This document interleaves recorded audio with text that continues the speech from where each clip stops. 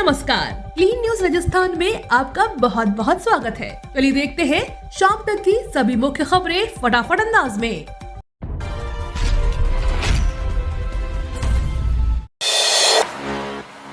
अगले सप्ताह से होगी बारिश, सर्दी भी बढ़ेगी।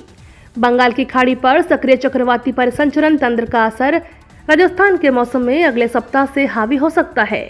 इस दौरान कुछ जगहों पर हल्की बूंदाबांदी होने के भी आसार हैं। अब रात में सर्दी के तेवर धीरे धीरे बढ़ने लगे हैं।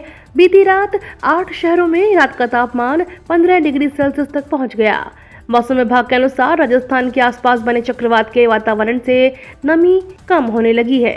एक पश्चिमी विक्षोभ उत्तर भारत की तरफ धीरे धीरे बढ़ेगा, जिसके प्रभाव से हवाओं का रुख बदलेगा और रात के तापमान में एक बार फिर से बढ़ोतरी होगी, यानी सर्दी का असर और कम होगा।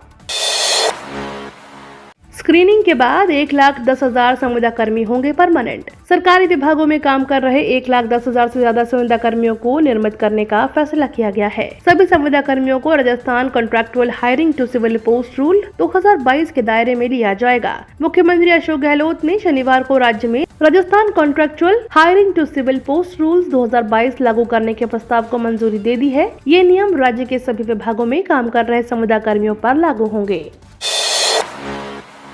इंडियन आर्मी, एसबीआई सहित 8 विभागों में बम्पर भर्ती, 50,000 से ज्यादा वैकेंसी। दीपावली के मौके पर सरकार सरकारी नौकरी की तैयारी कर रहे युवाओं के लिए खुशखबरी है। केंद्र और राज्य सरकार के 8 विभागों में 50,000 से ज्यादा पदों पर वैकेंसी निकली है, जिसके लिए 10वीं पास से लेकर ग्रेजुएट कैंडिडेट्स अप्लाई कर सकते हैं।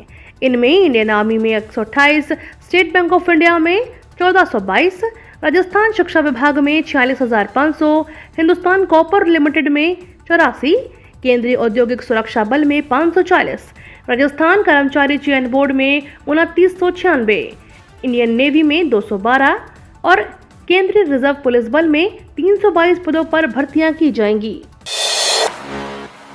केंद्रीय मंत्री शेखावत ने 93 अभ्यर्थियों को सौंपा नियुक्ति पत्र। केंद्रीय जल शक्ति मंत्री गजेंद्र सिंह शेखावत ने पीएम रोजगार मेले में जोधपुर नोडल सेंटर पर केंद्रीय सेवाओं में चयनित नवनियुक्त 93 अभ्यर्थियों को नियुक्ति पत्र सौंपा। उन्होंने युवाओं से आह्वान किया कि वे अब नौकरी के साथ साथ राष्ट्र निर्माण का संकल्प लेकर कार्य करें। डॉक्टर एसएन मेडिकल कॉलेज सभागार में रोजगार मेले के शुभारंभ अवसर पर शेखावत ने कहा कि अब तक आप व्यक्तित्व निर्माण की भूमिका में थे। अब नियुक्ति पत्र मिलने के बाद राष्ट्र निर्माण के संविधा के रूप में अपने आप को प्रस्तुत करना है। इन लकी किसानों को गहलोत सरकार देगी ट्रैक्टर।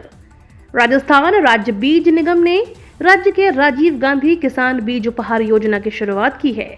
निगम से बीज खरीदने वाले किसानों को इसके तहत प्रत्येक जिले में लॉटरी के जरिए एक ट्रैक्टर दिया जाएगा।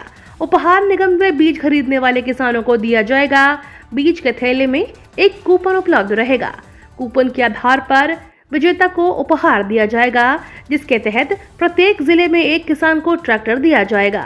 साथ ही 20 किसानों को बैटरी चालित स्पेयर मशीन और 30 किसानों को टॉर्च दी जाएगी। गहलोत का बयान, राजीव गांधी फाउंडेशन का लाइसेंस रद्द करना राजनीतिक दुर्भावना का प्रतीक। सीएम अशोक गहलोत ने कहा कि राजीव गांधी फाउंडेशन और राजीव गांधी चैरिटेबल ट्रस्ट का FCRA लाइसेंस रद्द करना मोदी सरकार की राजनीतिक दुर्भावना का प्रतीक है। गहलोत ने एक बयान में कहा कि दोनों संस्थानों का भूकंप, सुनामी, कोविड समेत हर आपदा में पीड़ितों की मदद का इतिहास रहा है। राजीव गांधी फाउंडेशन अनाथों, महिलाओं और दिव्यांगों की सेवा का काम करता है। राजस्थान के छात्रों को अभी नहीं मिला निःशुल्क यूनिफॉर्म वितरण योजना का लाभ। प्रदेश के सरकारी स्कूलों में 1 से 8वीं तक के स्टूडेंट्स को निःशुल्क यूनिफॉर्म के लिए अभी और इंतजार करना होगा।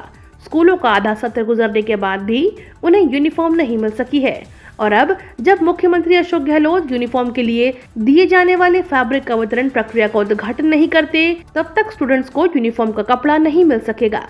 उद्घाटन कार्यक्रम कब होगा, इसे लेकर शिक्षा निदेशालय की ओर से कोई निर्देश या जानकारी विभागीय अधिकारियों, शिक्षकों या स्टूडेंट्स को नहीं दी गई है। सड़क दुर्घटना होने पर विदेशों की तरह घायल किए जाएंगे एयरलिफ्ट। सड़क दुर्घटना में घायल को तुरंत अस्पताल पहुंचाने के लिए राष्ट्रीय राजमार्गों पर हेलीपैड बनाए जाएंगे।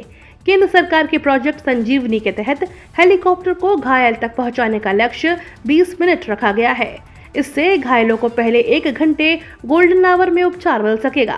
केंद्र सरकार ने राष्ट्रीय राजमार्गों पर हेलीपैड बनवाने की इस योजना पर काम शुरू कर दिया है। गाड़ियां जब राष्ट्रीय राजमार्ग पर हादसे का शिकार होती हैं, तो वहां एम्बुलेंस को पहुंचने में काफी समय लग जाता है। इससे निपटने के लिए हेलीपैड बनाने की पहल शुरू की गई है। सरकार के 4 साल के जश्न के बीच आएंगे राहुल गांधी। जब राजस्थान में कांग्रेस सरकार अपने 4 साल पूरे होने पर जश्न मना रही होगी, उसी दौरान राहुल गांधी की भारत जोड़ो यात्रा भी राजस्थान से गुजरेगी। यात्रा के राजस्थान में पहुंचने की तारीखें तय होने से प्रदेश कांग्रेस में हलचल शुरू हो गई है। राहुल की यात्रा 6 दिसंबर को झालावाड़ जिले के राजस्थान में प्रवेश करेगी और 23 दिसंबर तक अलवर जिले से दिल्ली की तरफ कूच करेगी। झालावाड़ में प्रवेश होने के बाद यात्रा कोटा, सवाई माधोपुर, दौसा होते हुए अलवर पहुंचेगी। यही वो समय रहेगा जब राजस्थान में कांग्रेस सरकार को गठित हुए 4 वर्ष पूरे हो जाएंगे। पीएम मोदी के दौरे में शामिल होंगे राजस्थान और गुजरात के सीएम। प्रधानमंत्री नरेंद्र मोदी नवंबर में राजस्थान आएंगे। उनका बांसवाड़ा के मानगढ़ धाम में अहम दौरा होगा। यह दौरा 1 नवंबर को होगा। राजनीतिक जानकारों का कहना है कि नरेंद्र मोदी का मानगढ़ दौरा गुजरात चुनाव प्रचार का ही हिस्सा है, मगर इसे पीएमओ के कार्यक्रम के तौर पर प्रोजेक्ट किया जा रहा है। यही वजह है कि राजस्थान में यह संगठन का कार्यक्रम होने के बजाय पीएओ का कार्यक्रम है। संभावना है कि इसमें राजस्थान और गुजरात के मुख्यमंत्री भी शामिल होंगे। माना जा रहा है कि मानगढ़ दौरे से पीएम नरेंद्र मोदी आदिवासियों के लिए कुछ बड़ी घोषणाएं कर सकते हैं। अगर ऐसा होता है तो राजस्थान और गुजरात के आदिवासी इससे प्रभावित होंगे।